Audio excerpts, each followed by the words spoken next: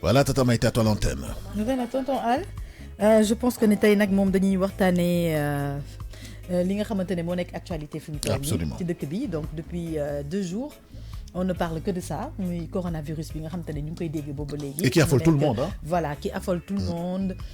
Il y a des restrictions qui ont été prises au niveau de l'aéroport AIBD. Absolument. Voilà, par rapport à rentrée et sortie nga xamante ne mu ngi am.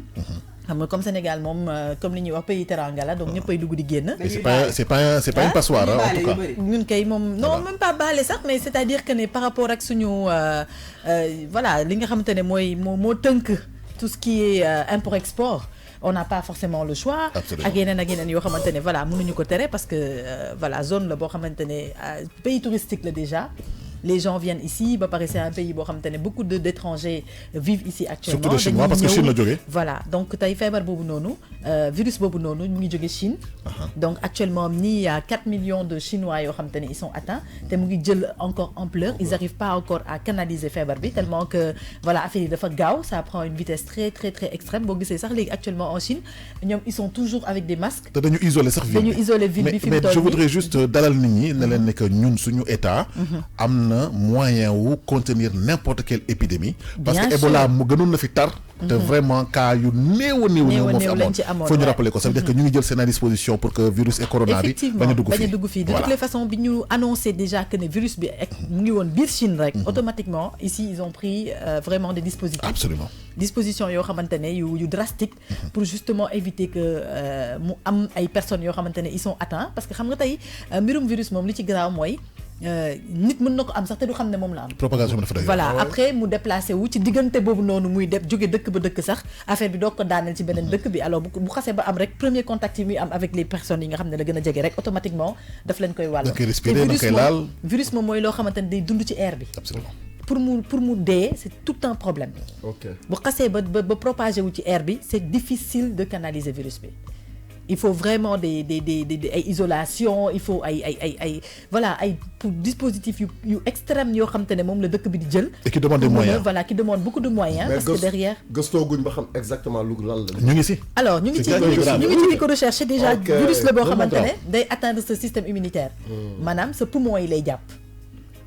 sa poumon yi lay jàpp da lay def genre forte fièvre def le tout bu intense boo xamante ne tout boobu noonu nag moom mooy propagé wu. mais loolu dafay rayaate xanaa. ah mais oui évidemment dafay rayaate moo tax tey jii nii alerte bu international bi nii am ci te li gën a graaw mooy jóge na Chine mu ngi propagé wu dans plein d'autres pays. Il y a presque 15 pays yoo xam ne ils sont atteints que ce soit en Europe que ce soit mu ngi ñëw Afrique donc moo tax tey Sénégal voilà santé bi dafa jël ay devant là-dessus état bi jël ay devant là-dessus pour éviter justement que mu yegg si fii.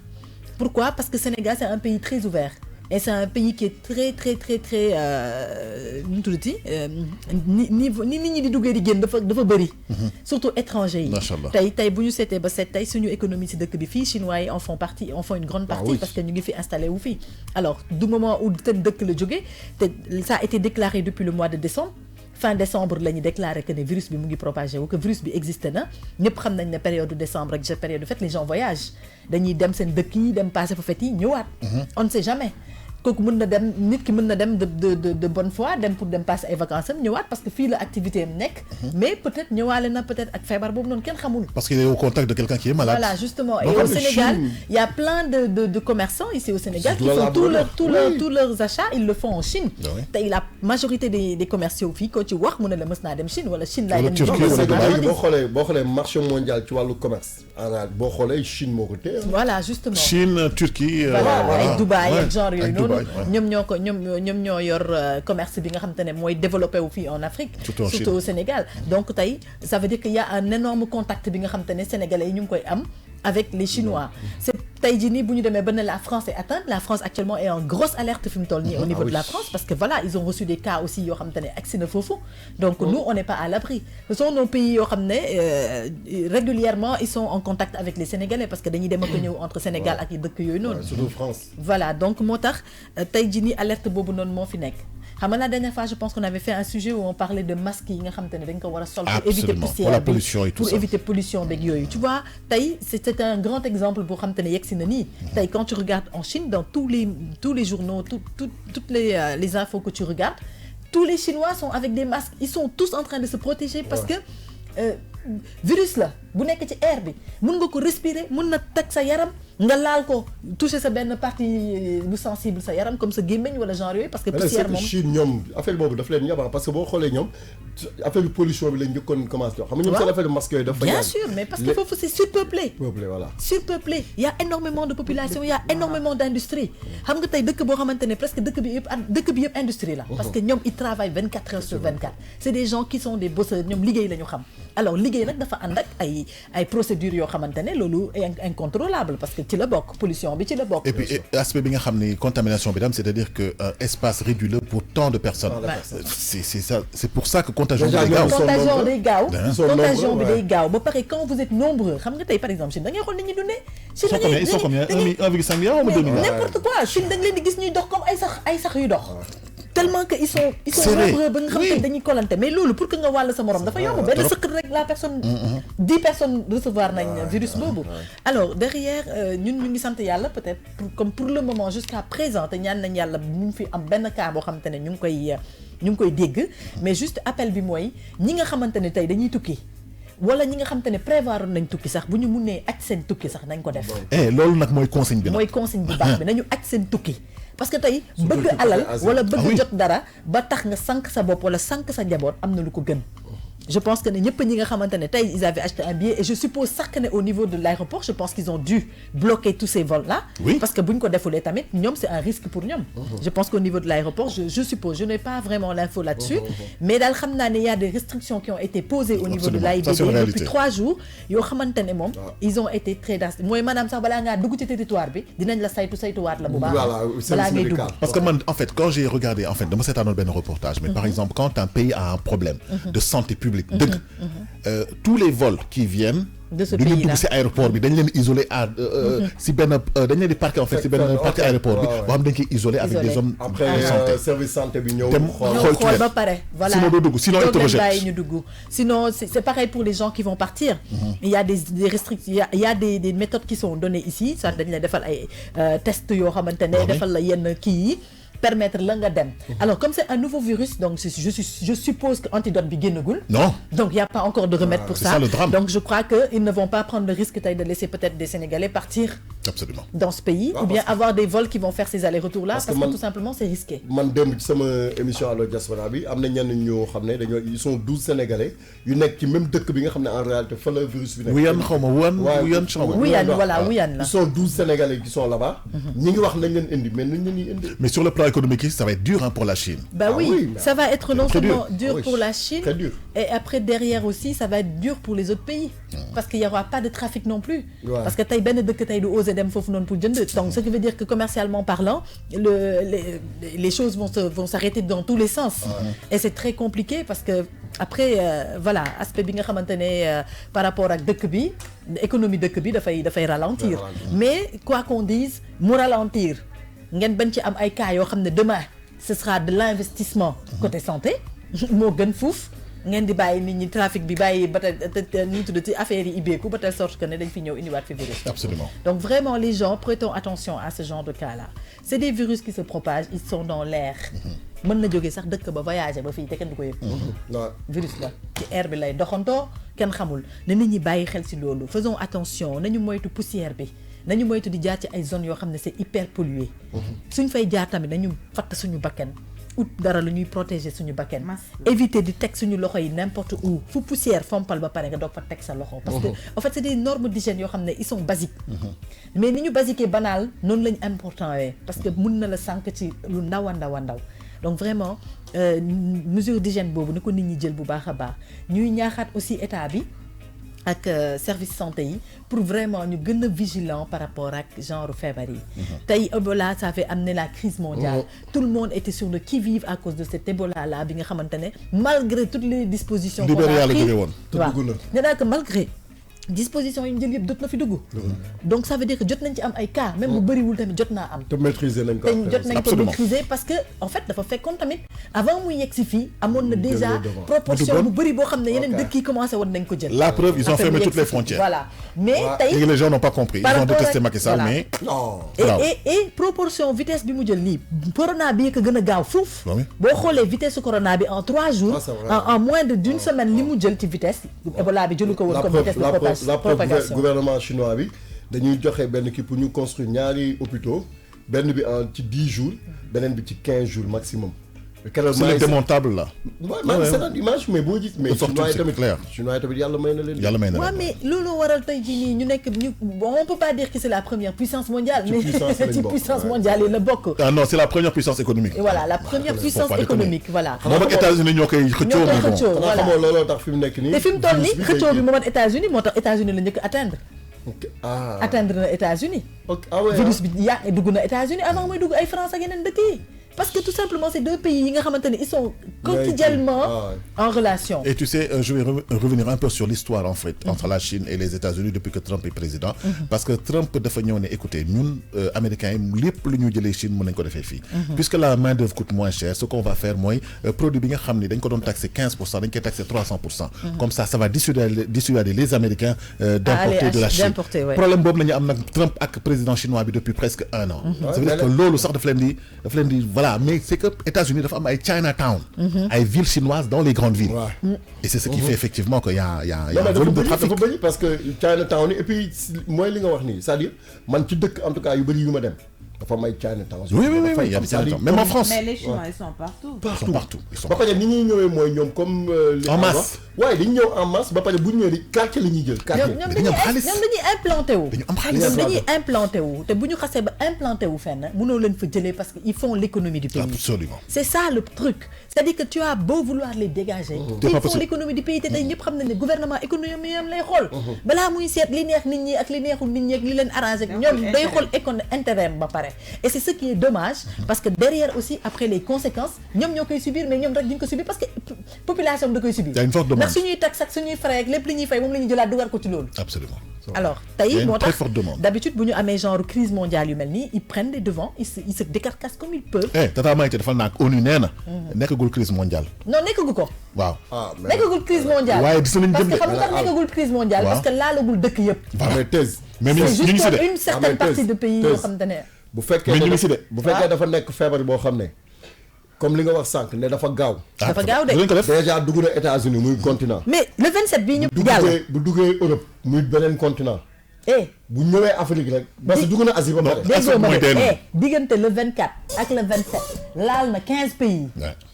mais man je pense diggante le 24 ak le 27 laal na 15 pays. chiffre yaa ngi nii. xalaatuloo na tamit que c'est juste par stratégie pour bañ a paniquer le monde moo tax waa ONU ne peut-être que c'est une puissance il faut pas les affaiblir moo tax mënaguñ ko décréter gu mais si nañu jëm de. parce que ça c'est grave de toute façon li ñu wax rek. c'est pareil comme Ebola là avant mu fi nekk une crise mondiale. Ça a débuté d'abord par certains pays, après le propager parce qu'ils n'arrivaient pas à trouver la solution. Alors ni tamit c'est pareil. S'ils ne trouvent pas la solution, elle va se propager. Parce que tey li ñi xamul mooy clandestin yaa ngi fi. Les clandestins ils sont RDC Ebola ba ngi leen bëgg rek. nee naa ko clandestins yi. Ebola ba léegi mu ngi exister musul dañ. Il y a des pays africains qui ont toujours la maladie de l'Ebola là-bas. On en a déclaré il y a pas longtemps depuis 1 mois déggaat naa xam nga ban dëkk lañ doon wax ni que ñu ngi ak crise Ebola ñu ngi biir Ebola baa ngi fa di fa propager wu. Donc pour te dire que c'est des maladies yoo xam ne pour ñu canaliser leen c'est tout un problème. Parce que les gens voyagent. C'est des virus extrêmement solides. ay virus yoo xam ne dafa mel ni ñoom dañuy régénérer. dañ leen di rey ñu régénérer ñoom dañuy dund ñoom pour ñu yàqal leen seen dund moom yombul bu ñu xasee ba dugg dañuy régénérer. alors c'est pareil pour ce genre de cas de virus yi nga xamante ne doo xam fan lay jógee déjà rek li nga xamante ne sous forme de poussière lay ñëw sous forme de toux lay ñëw nga xamante ne c'est de la sécrétion. sécrétion ça se propage comme ça humain à humain. sécrétion mooy wax. booy wax sax yaa ngi sécrété. booy sëqat yaa ngi sécrété. kon contact humain boobu noonu mënul bañ a ñàkk parce que booy wax ak nit yaa ngi sécrété. absolument léegi tu es obligé de faire quoi porter un masque pour booy wax ak nit ki li ngay sécrété des ci biir masque bi. absolument te après bu desee ci biir masque bi tamit si tu ne nettoies pas le masque tu ne désinfectes pas le masque c'est comme zéro.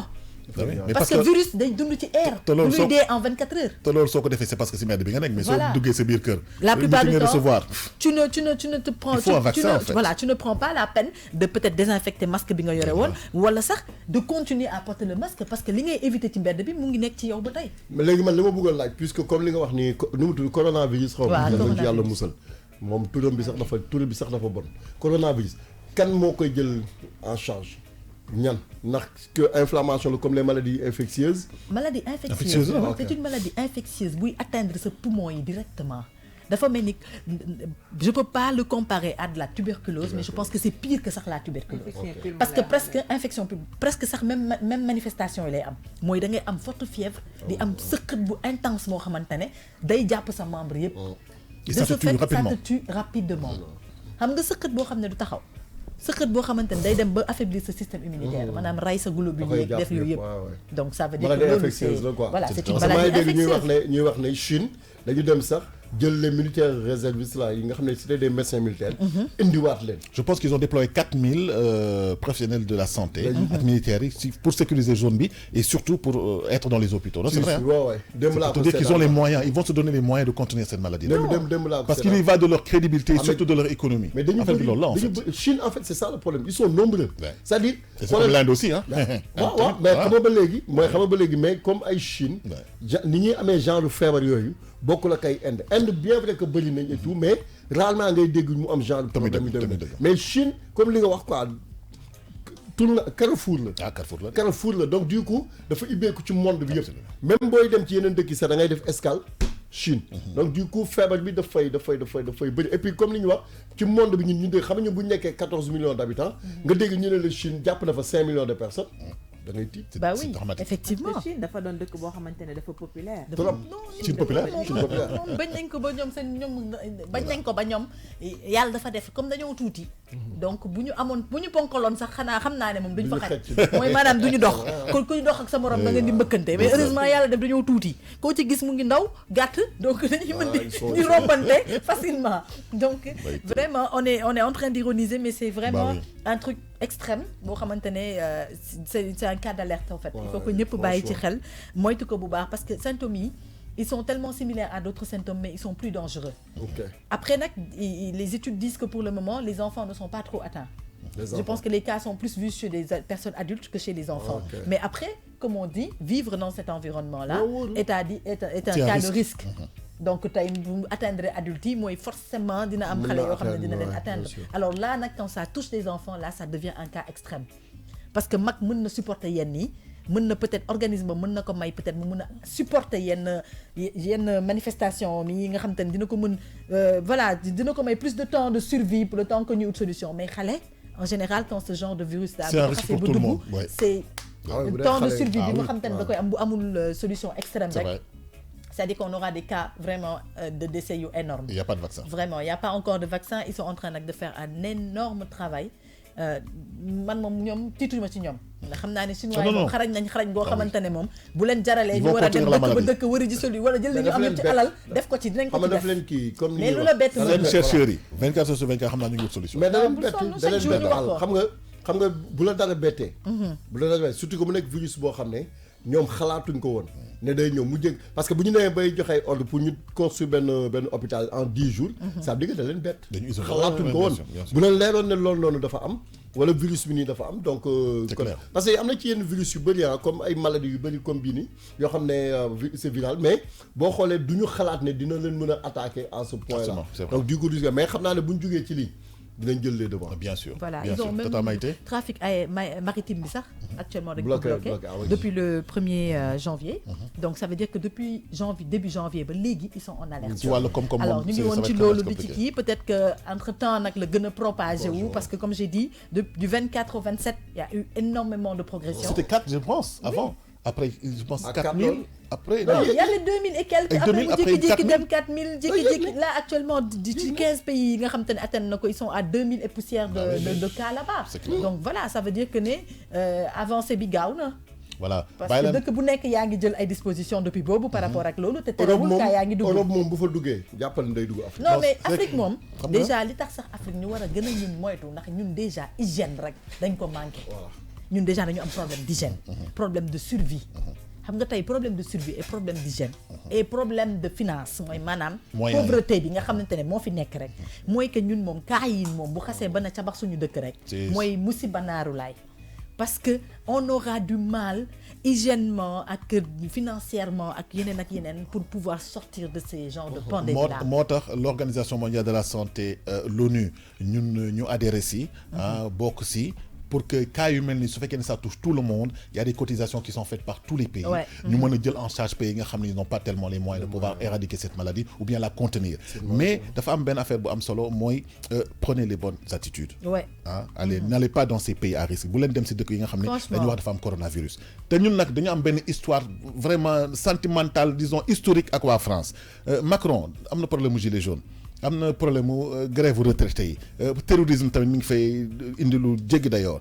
illégitimité wu par exemple base française yi nekk en Europe mu war si yokk corona bi man kii xam naa ni moom vraiment dina exploser non mais comme li ñu wax xam nga parce que France ñun dañ fay dem tout le temps te foofu nañu dem soog a dem Luxembourg après ñu dem fële te chinois yi dañu bëri Sénégal nañu am les bonnes attitudes le mot de la fin les bonnes attitudes moom loolu je pense que c'est suffisant pour tout expliquer. Absolument.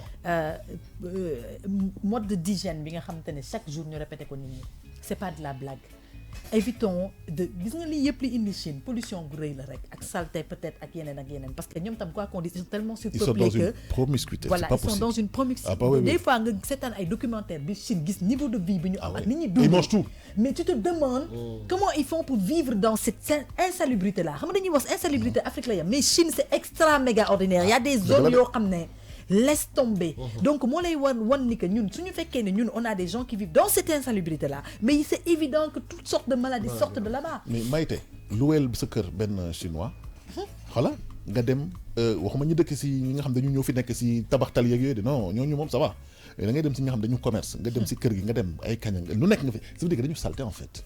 du ñëpp mais voilà dafa doy boo duggee seen centenaire gi doy na añ reer ndekki ba nga dugg fa nga xam ne seen kër yi da ngay dugg fii génn fii ñoom seen kër yi ñoom chinois yi fi ñu dëkk ci biir kër yi ñu dëkk ñu dem louer c'est des maisons yoo xam ne tu as l'impression que dañu toj ay buntu pour xàlli porte yoo xam te ne day jóge ci kër gi dugg ci kër gi nii la ñuy def loolu lañu gis da nga leen di wër ci biir ñoom rek xam fu ñuy nekk suñu fa jëlee suñu fa jógee yow mi war a retaper sa kër da nga am problème mais man dama koy xoolee y a un restaurant un grand restaurant bar bu nekk fii à Dakar il a un souterrain boobu casino moo fa nekk mais foofu boo fa duggee këru chinois yi la chinois yi ak japonais yi ñoo dëkk foofu c'est-à-dire fa la ñuy jouer fa la ñuy defee lépp mais ils sont extrêmement riches fa la ñuy làqatu pour te dire que tàmm nañ di nekk ci munu du ma dugg restaurant chinois di fa non yàgg nañ di dugg ci seen i munu ñoom loolu lañ xam ñoom dañuy dugg seen munu di def li ñuy def man la première fois que je suis rentrée dans cet endroit là c'était dans le cadre du travail dama koy jënd Sénégalais que mën non mais sérieux man fi may wax ni bi ma fa duggee la première fois c'était dans le cadre du travail mais j'ai trouvé une population de chinois et de japonais j'étais choquée